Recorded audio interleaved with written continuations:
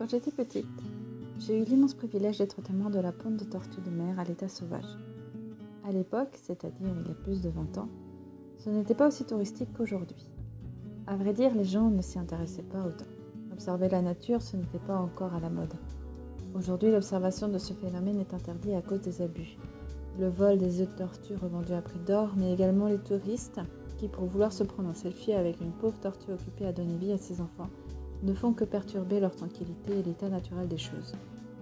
Ce que j'aime de ce souvenir, c'est l'harmonie et la perfection de cet acte. Une tortue qui a voyagé pendant des jours et des jours à travers plusieurs océans, qui quitte son milieu où elle est le plus à l'aise pour aller ramper lentement et difficilement sur le sable, qui creuse son trou dans un endroit abrité du soleil mais assez loin de l'eau, qui pond pendant plusieurs minutes plusieurs œufs, qui referme son trou et qui repart comme elle était venue. On ne peut que l'admirer de ses multiples efforts. Mais je ne peux m'empêcher de penser aux bébés tortues qui vont sortir peu de temps après. Ces petits êtres fragiles, sans défense, à la carapace molle et tendre pour les oiseaux affamés. Ces centaines de petites tortues qui devront traverser tout ensemble la plage, qui connaissent pour la première fois la lumière, la chaleur, le sable, le vent et surtout les prédateurs.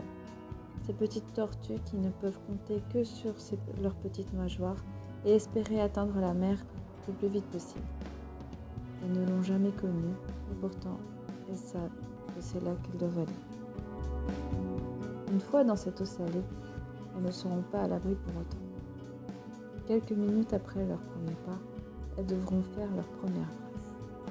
Des poissons plus ou moins gros, des déchets, des crabes, des pieuvres, des bateaux, tout cela qu'elles devront encore et encore éviter. Leur vie n'est finalement pas aussi tranquille que leur lenteur au sol le laisse supposer. Ce sont des animaux qui ont la vie bien difficile, et ce dès leur naissance. C'est sublime et précieux de vivre un moment aussi proche de l'état sauvage, car ça nous renvoie à nous-mêmes, à notre état le plus sauvage qui soit. Certes, nous avons la médecine, la sécurité, les lois, la technologie pour rendre notre vie plus facile.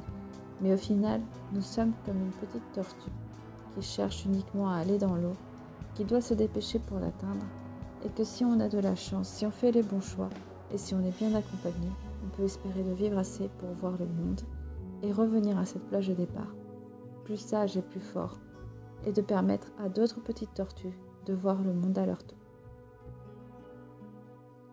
Merci pour avoir écouté cette deuxième vidéo, j'espère que ça vous a plu. Merci de vous abonner en cliquant sur le petit poisson et de partager ma vidéo. N'hésitez pas à me montrer votre soutien grâce à des commentaires, je serai ravie de les lire. À bientôt!